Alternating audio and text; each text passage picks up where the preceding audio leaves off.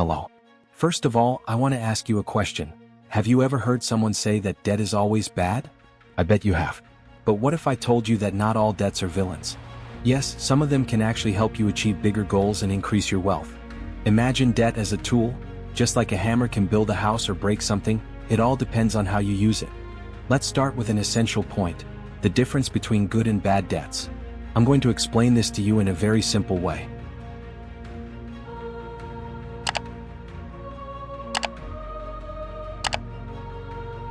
Imagine you're planting a tree. If you take good care of it, watering and nurturing it, it will grow and bear good fruit, right? That's like good debt. On the other hand, if you ignore the tree and don't care for it, it can turn into a problem for your garden. That's bad debt. Good debt is the kind that helps you grow, like a student loan, a mortgage to buy a house, or even a loan to start a business. These are debts that, in the future, bring some kind of return or benefit. Think of a course that increases your skills and, with that, helps you get a better job. That educational loan helped you grow, didn't it? Now, bad debt is like those impulsive decisions you make without much thought. For example, using your credit card for unnecessary purchases, which over time accumulate into a mountain of interest. Impulsive buys, an expensive trip without planning, that new phone you financed with high installments, all of these debts can end up snowballing. So, what's the practical difference between one and the other? Good debt gives you fruits and opportunities for growth in the future. It's an investment in yourself, in your life, and your well-being. Bad debt, on the other hand, only drains your energy and resources without contributing to your long-term growth or happiness. It's like you're on a road and you have to choose between two paths. One leads to a place full of new possibilities and achievements, and the other is a dead-end street filled with obstacles. The choice depends on how you want to walk. That's why it's essential that before taking on any debt, you stop, breathe, and ask yourself, will this help me grow or push me backward? With this mindset, you're already taking a big step towards managing your finances wisely. Alright, now that you understand the difference between good and bad debt, it's like you've laid the foundations of a solid house. And why is this important? Because the next step is knowing how to keep these foundations strong with good planning, and here comes a crucial element: your credit score. But what exactly is that? Think with me. When you go to apply for a loan or financing, banks and financial institutions basically see you as someone trying to get into an exclusive club. And to enter this club, they need to be sure that you're trustworthy, someone who will return what was borrowed. This is where your credit score comes in. It works as your financial calling card. Imagine your credit score as a sort of report card that financial institutions check to see if you're a top student or if you need more study. The more you pay your bills on time and keep your debts under control, the higher your score. And a high score means that when you need to apply for a loan, you'll be seen as a more reliable client. This opens doors to lower interest rates and better payment terms. Now you might be thinking, okay, but why is this so important? Well, remember that two-path road I mentioned earlier? Having a good credit score is like having a map to always choose the best path. With a high score, opportunities appear more easily. You can finance a car or a house with lower interest rates and even become more attractive for business deals. But how can you ensure that this report card always has good grades? Here are a few quick tips. Pay your bills on time. Don't use your entire credit card limit. Ideally, stay below 30% of your limit, and avoid making too many credit applications at once. These are simple actions, but they make all the difference. So, let's recap. First, you understand the difference between good and bad debt, and now you focus on maintaining a healthy credit score, which will open doors to new opportunities and improve your financial life. It's one step after another, building a solid journey full of possibilities. Ready to take the next step and discover how different types of debt can affect your choices? But before that, I'd like to ask if you could leave a like on our video and subscribe to our channel. Without further ado, let's go. Now that we understand how the difference between good and bad debt works, as well as how to maintain a healthy credit score, it's time to take another step in this journey and talk about the types of debt. And why is this so important? Because knowing the types of debt well is like having the instruction manual in hand before starting to use a powerful tool. There are basically two major types of debt you need to keep in mind: secured debt and unsecured debt. Secured debts are those backed by an asset that serves as collateral. This type of debt tends to have lower interest rates since the risk for the lender is lower. On the other hand, unsecured debts don't require any collateral, and therefore interest rates are generally higher because the risk is greater for the lender. And why is it important to know this? Because this difference directly impacts how much you will pay in interest and what risks are involved. By knowing these types, you can make safer decisions and develop more strategic plans for your financial life. So basically, we're adding another piece to the puzzle of your financial journey. First, we differentiated good debts from bad ones, then ensured a healthy credit score, and now we better understand the types of debt and their impacts. With all these pieces, you're increasingly prepared to manage your finances with clarity and confidence. Great. Now that you understand the difference between the types of debt, it's time to face a major challenge: the negative perceptions about debt. And yes, I know that when we talk about debt, many people already frown, and that's where we need to change the narrative. Let me explain. Debt has a bad reputation because most of the time, it's associated with tight financial situations, sleepless nights, and stress. But the truth is that not all debt is a problem. The real problem lies in how you view and manage debt. And that's what we're going to demystify now. The key issue is understanding that debt can be a tool if you know how to use it to your advantage. For example, when we talk about good debt, we're referring to a type of debt that not only meets a need but also opens up opportunities and increases your growth potential. In other words, good debt is a springboard, not a burden. On the other hand, if a person incurs debt without planning, without understanding the limits and risks, the debt ends up becoming a snowball. And that's exactly why many have a negative perception of it. So, it's essential to have discipline and clarity in how to use and manage debts to turn them into allies.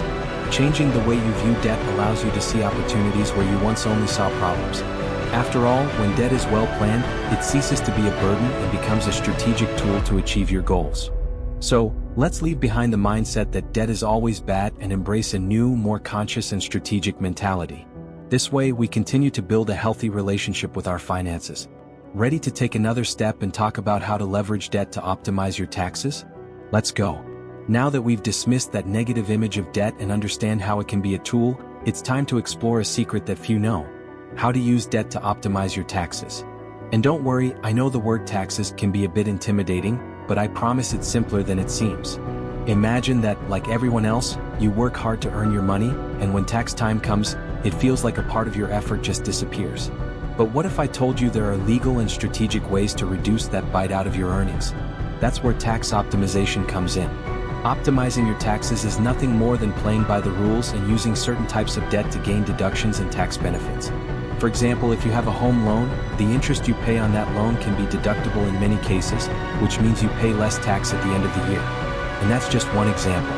There are several other ways to take advantage of tax benefits depending on the type of debt you take on. And it's not just about deductions. There are also retirement accounts and other investment vehicles that offer tax advantages. Regularly contributing to these accounts can reduce your tax base, helping you keep more of your money and invest in your future.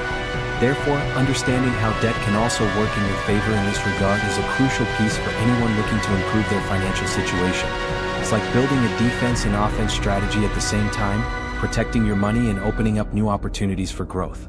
So, now that you are changing your perception about debt and learning ways to optimize it to reduce your tax burden, are you ready to take the next step? Let's talk about capital gains and how holding your investments for longer can be a real game changer. Great. You are already becoming a true financial strategist, understanding the difference between good and bad debt, maintaining a healthy credit score, and even using debt to optimize your taxes. Now, let's talk about a concept that can be a great ally for your wallet: capital gains. You know that saying, patience is a virtue? Well, it applies perfectly here.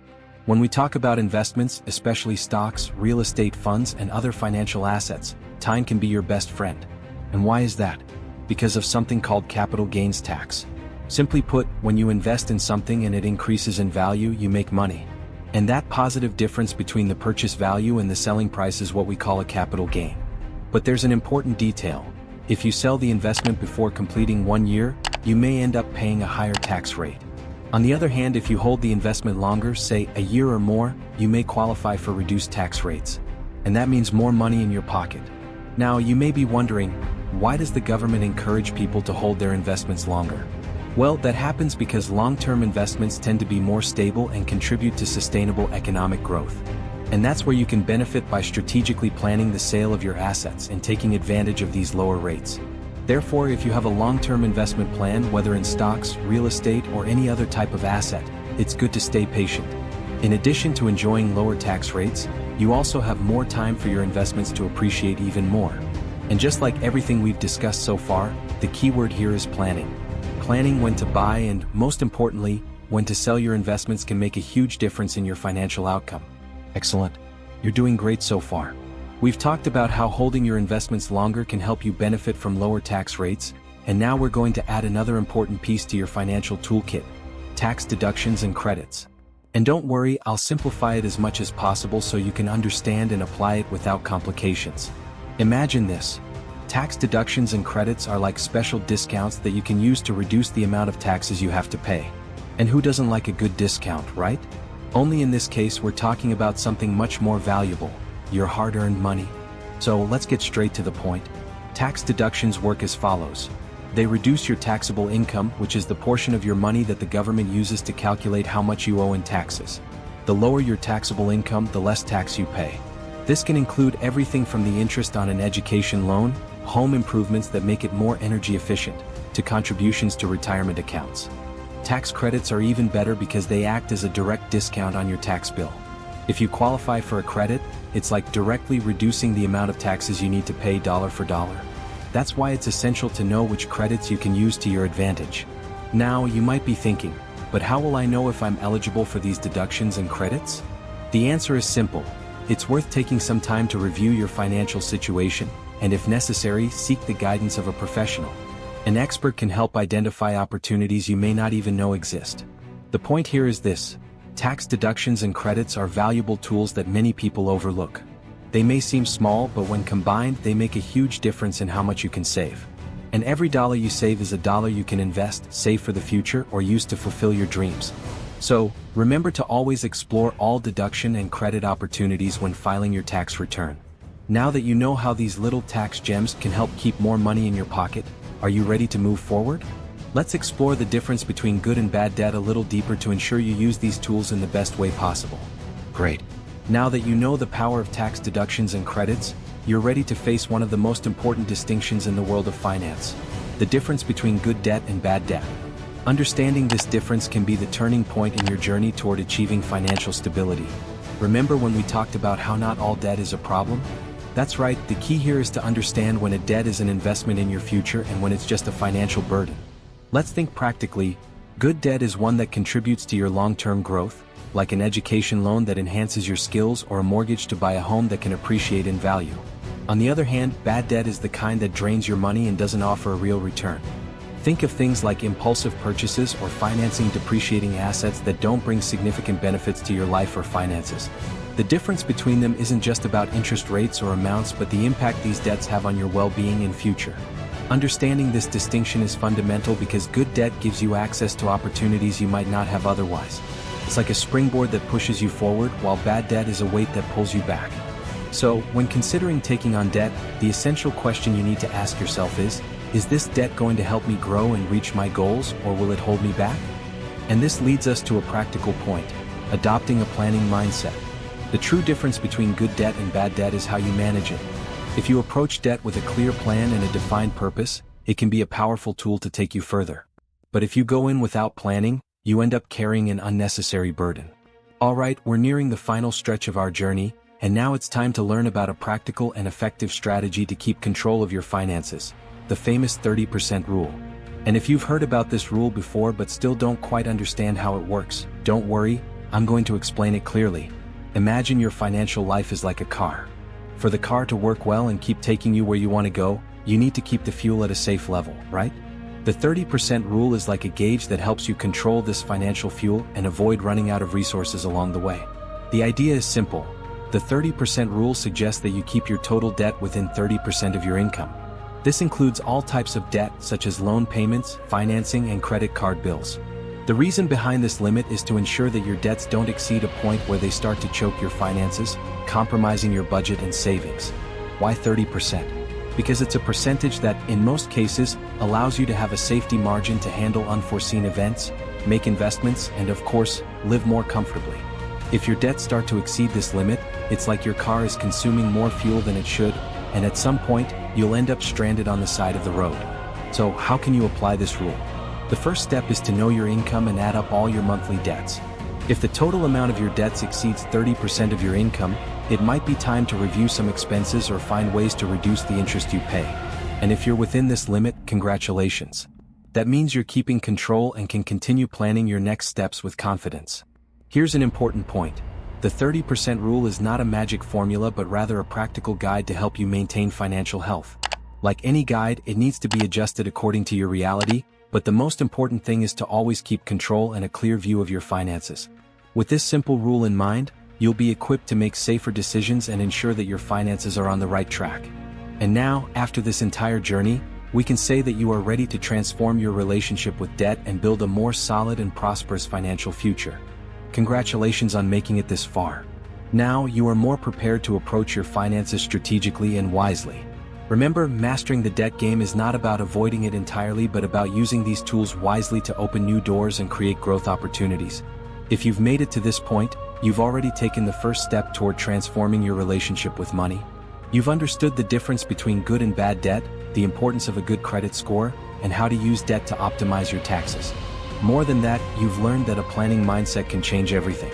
The secret to a more prosperous financial life lies in small daily decisions, being proactive and constantly seeking knowledge. Remember, your finances are like a journey, and every choice you make is a step along that road. From today onwards, choose to walk with security and confidence because your destination is financial success. Now, if this video has helped you and you want to continue on this path of growth, leave a comment with the word strategic growth. This way, I'll know you're part of this group that is committed to a more prosperous future full of opportunities. And of course, don't forget to subscribe and share this content with those you want to see growing along with you. See you in the next video.